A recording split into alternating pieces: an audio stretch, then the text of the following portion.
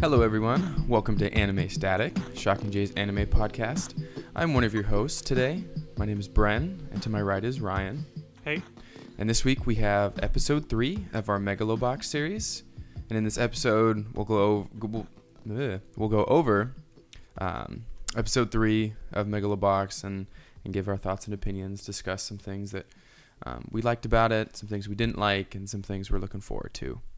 So, episode 3 is basically all about this new character, this new kid named Sachio, and then, as you like to point it out, Ryan, the underlying message of it's not about the gear, it's about the person using it.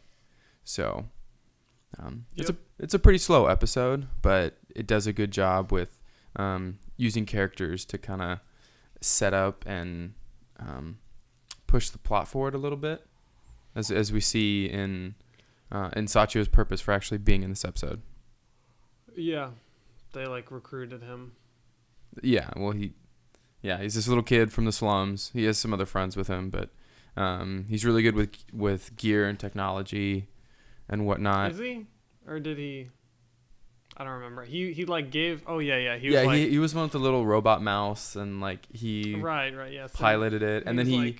I can tell which engine is gonna when he defeat the guy at the end. Right. Yeah. So that's his whole purpose, and he pointed out. He's like, all right, great kid. Yeah. You're on the team. Yeah. You can come with us. Yeah, because he wants to go to Megalonia. For some reason. Yeah, we don't know. Yeah. Probably has to do something with his family, as we see a picture. Maybe his dad's just in his hat. Fighter there or something. I don't know. So, we know he had a family. We don't know if he still does. It doesn't look like he does. Doesn't look like it. Yeah, he's living in, living on the streets with a couple other kids, basically stealing cameras or whatever they can from vendors and then reselling it to other people for apparently candy. Apparently candy is the only thing you need when you're the kids. I don't know. Yeah. I mean, yeah, that guy was just ripping them off or taking advantage of them. You know. Absolutely. Yeah. So there's 4 kids. He only gives them 3 pieces of candy. Yeah. Pretty scummish. But the Sachio also, when he first visits the ring that they're training in, that Joe and Pops are training in, he starts talking to him about the configuration that Pops used for Joe's gear, and he's like, hey, if you do that, it's gonna wear on his arms, and it's gonna have a negative effect over the course of the fight and stuff like that. So immediately you're kind of like, oh, this kid's smart and he knows about boxing and he knows about gear. So, and then Nanbu or Pops was like, I missed I don't think I missed what happened. The gear, his gear blew up or something. What did he do? I missed that one bit of what actually happened. It caught on fire or something. Yeah, it just caught on fire. Oh, it caught on fire. Okay. Yeah, they were on the ship and the gear was just on the ship and it just caught fire. Yeah, so now he has no gear. He got that fake gear for 5 seconds, but he got the fake prototype gear for 5 seconds. They can build some gear. That kid could probably. He built a mouse. He built a mouse and a remote. Yeah, I know. He even hacked his way into the. Maybe he didn't buy that mouse. Actually, maybe, I don't know. Yeah, but it's really interesting. It's kind of a interesting story with this kid. The first scene with them is what is going on? Why are these kids even in this episode? And there's got to be some sort of reason, because this world that has been pretty much depicted from the start is, they're in the slums, they're in the outer cities, it's hard, it's tough. Because he's the smartest Megalobox coach around. Nanbu or Pops or whatever? No, the kid. Oh, the kid? Yeah, but I was thrown off because it's it's mainly sticking to adults. There's really no kids. There hasn't been any, it hasn't been, they're pretty much drifters. They're not about family, nothing like that. So, I was thrown off a little bit at the beginning of the episode. It seemed pretty filler-like to me for a little while, kind of slow. But it did catch up, explain things, drive the plot forward a little bit, fleshed out. I thought I mean, Joe really didn't get any like development in this episode whatsoever, but I felt like Pops or Nambu did, especially with like the opening scene. You see him. It's like, kind of like training episode.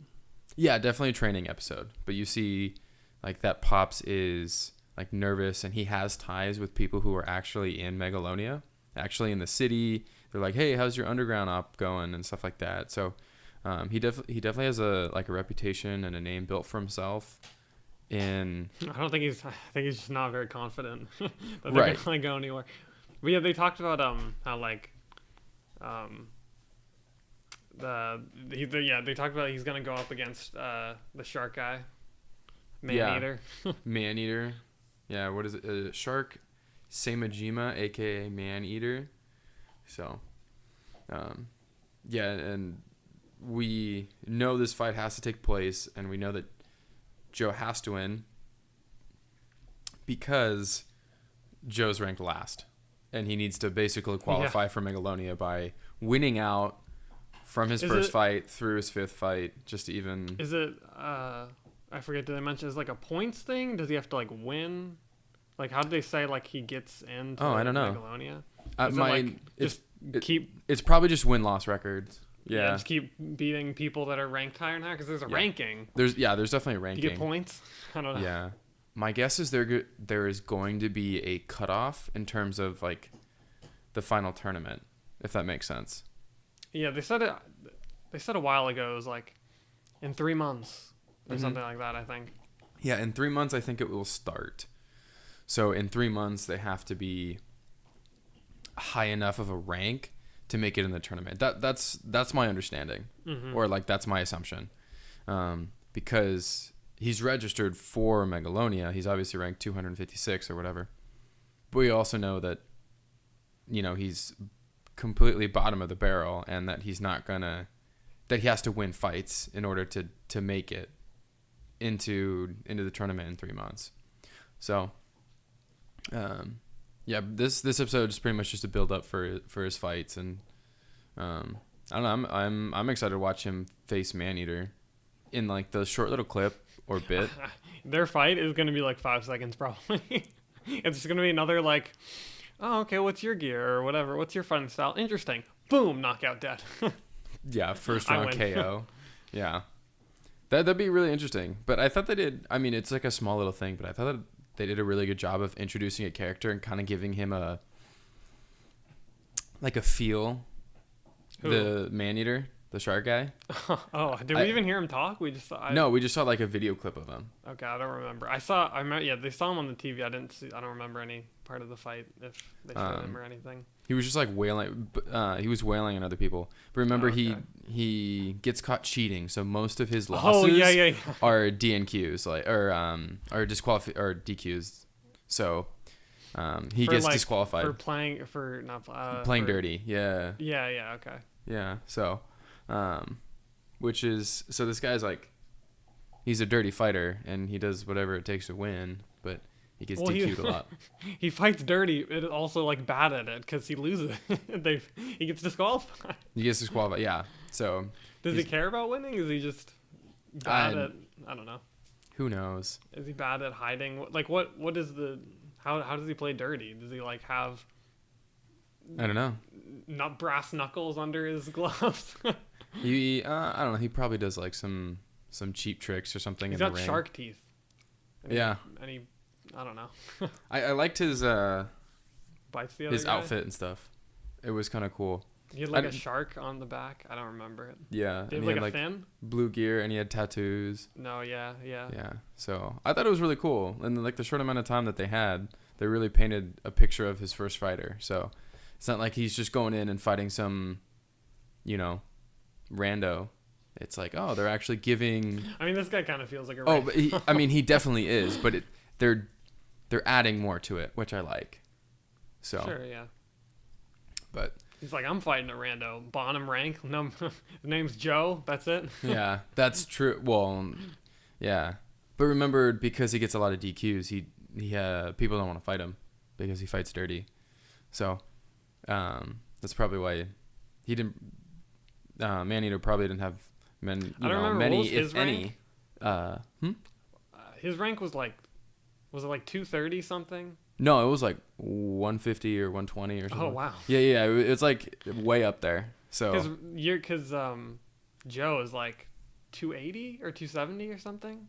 I think he was like 256, but Oh, okay. maybe I'm wrong. Something around there. 286, maybe, I don't know. Yeah, he's two. Wow, something. that's really high for that amount of loss.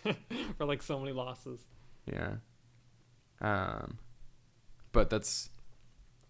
Yeah, maybe they do it off like points or like a ranking. I don't know. Because it's not like a tournament style. It's not like there's a bracket.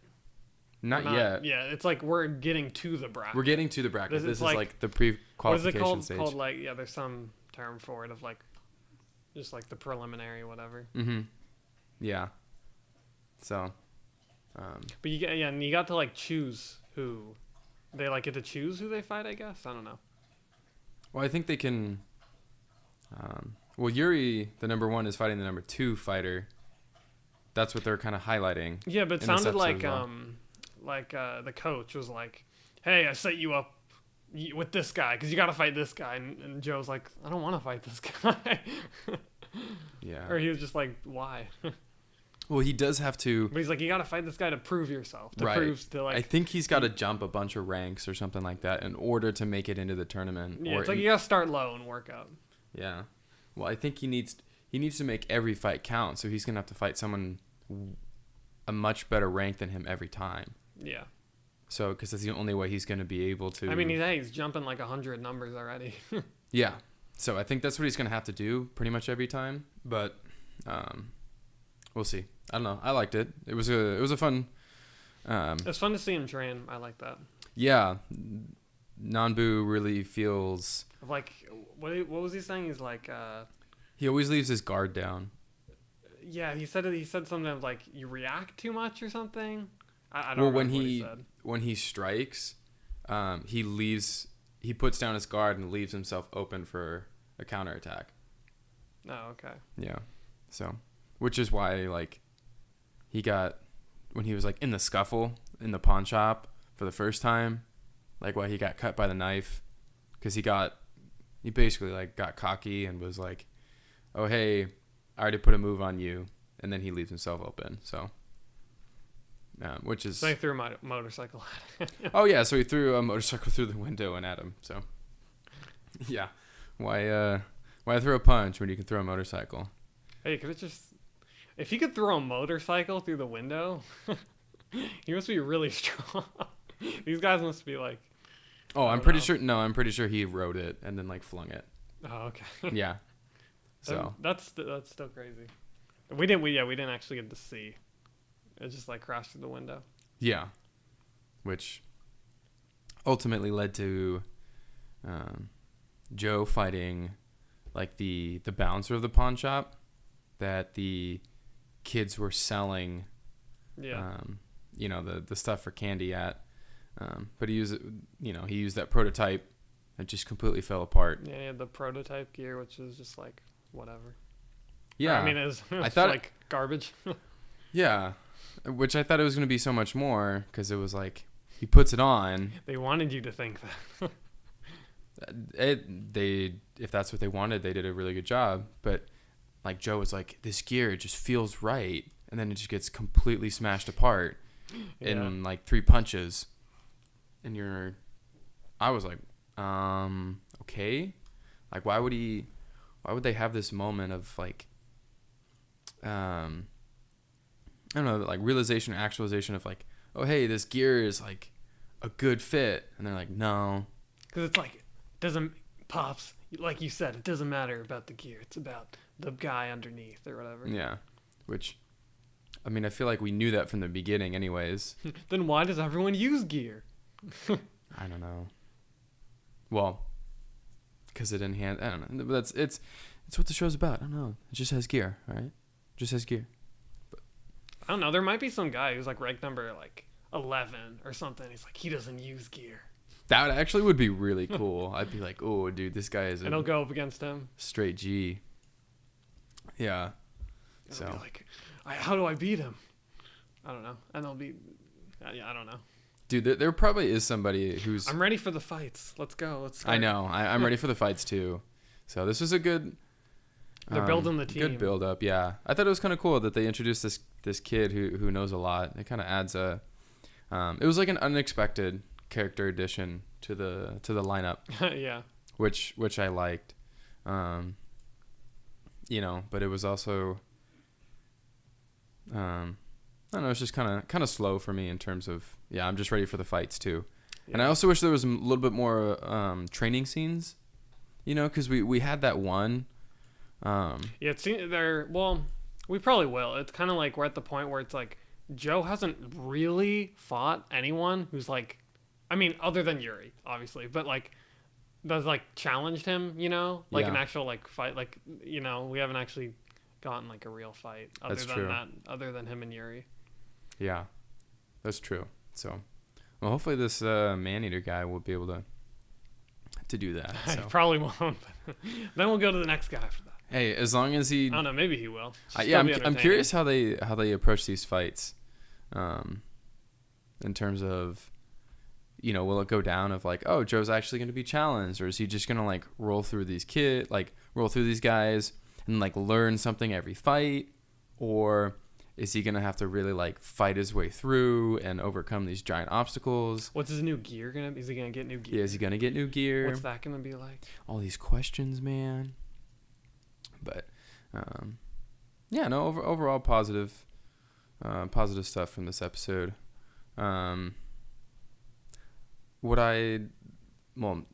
Touching or staying on the topic of, I wish there was more training scenes in this episode. I also feel like, they didn't do a whole episode. Like, they actually had Nanbu and Joe in a lot of the episode, and it wasn't just completely shots of Sachio and the kids, which I appreciated. You know, it wasn't just like, oh, we need to integrate these characters now. We're just gonna make the whole episode about them, so you know them. Yeah, no, they tied it in nice. So just like or I just mean like, just like literally, like them meeting Joe and the coach just like at the pawn shop, and then they came down when they were training under the bridge. Yeah, they did a pretty good job with like integrating the characters together without having one feel dominant over the other, even though, you know, obviously the episode was a lot about Nanbu and a lot about Sachio. So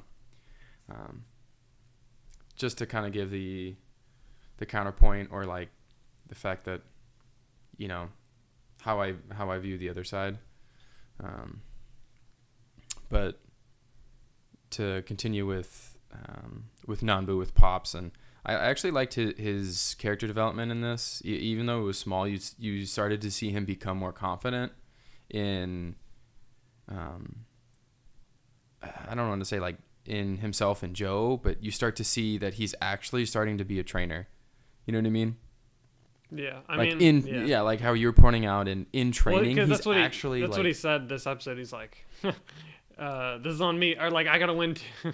Yeah, I want you to win too for my own sake. Yeah, so he's actually like sparring with him.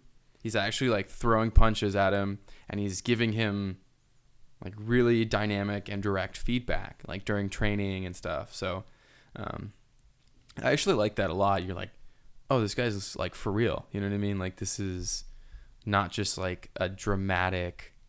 Think he was a boxer sports. ever, or like back in the day? Oh, probably. Yeah, I don't see how he could not be, and you know, like hit Joe with a punch and stuff. So, so I thought that was cool. It actually feels like, you know, they're really getting into the into like the true nature of the sport, which is really cool. So I thought that was cool.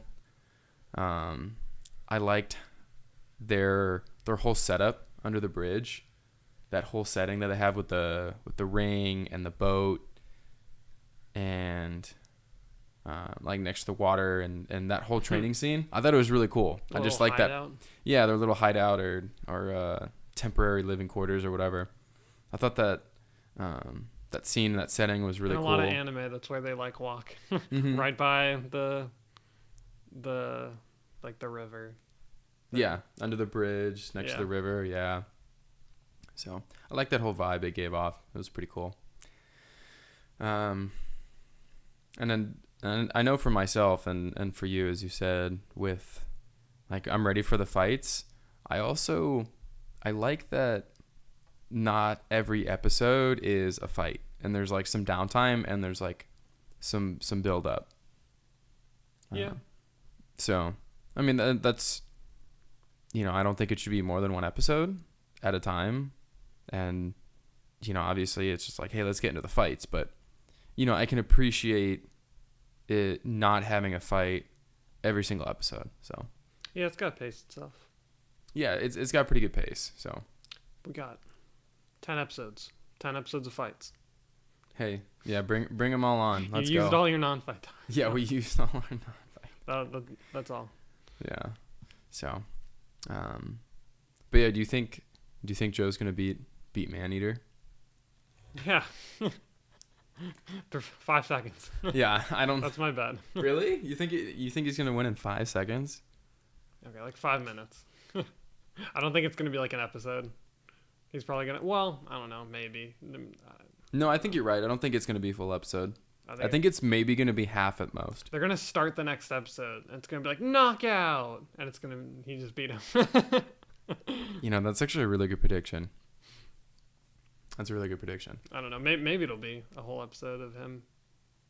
Maybe it'll be 10... Maybe it'll be 10 fights. That's the... I'm wondering if we're also gonna get rest of the Yuri episodes. and the number 2 guys fight, Spider Arms or something like that, whatever his name was. Oh, probably not. I mean, maybe. So I feel like Maybe. they wouldn't show... I don't know. I feel like they wouldn't show, like... Because what was it? Like the number 1 and the number 2? yeah, the number 1 and 2. I feel like they wouldn't show... I figure at some point Joe would fight the number 2 guy. So I feel like they wouldn't show him... I don't know. Maybe. I don't know. Oh, maybe, yeah. Like they wouldn't show that. They wouldn't show like what he can do or whatever. It's a good point. And then maybe. That's what I was curious, like why they were showing that fight so early. You know what I mean? Oh well, yeah. It's showing like Yuri's gonna like he's fighting too. He's training. Yeah, that was cool. I liked his little training machine that he has. Yeah. And his oxygen, or it's not oxygen mat. It's his like training mask. Those things are cool. I know. Yeah, it looked like a. I think it is like a breathing thing. But yeah, it's not connected to anything, so I don't know. It's Like is that thing that like measures your breathing? That's probably what it was, right? It could be. I know for there's a couple different options in terms of like those masks usually. One is usually for people who have very sensitive outdoor allergies or like Probably not that.